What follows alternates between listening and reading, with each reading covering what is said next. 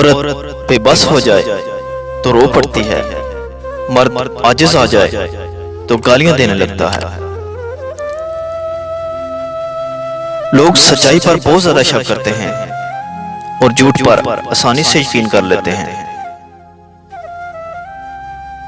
मर्द मोहब्बत के इजहार के बाद आजाद हो जाता है और औरत कैद।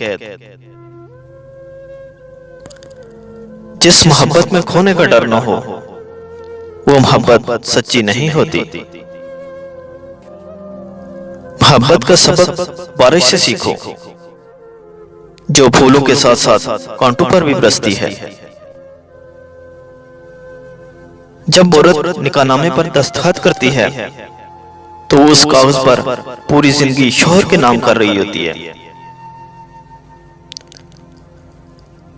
कभी कभी कोई वजह भी नहीं होती, बस यूं ही इंसान जिंदगी के पहिए में रेशम के थान की तरह उलझता चला जाता है।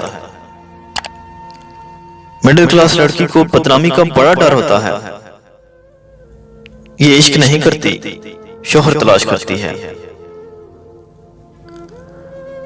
जब कह ना पाओ तो रो लिया करो, क्योंकि खुदा बेहतर जानता है।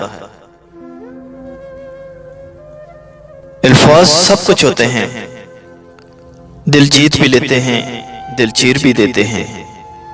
जिस लहजे में बात करो उस लहजे में सुनना भी सीखो। बुरा वक्त हमेशा गुजर जाता है, चीजें ठीक हो जाती हैं, बस अल्लाह ने इंसान को आजमाना होता है।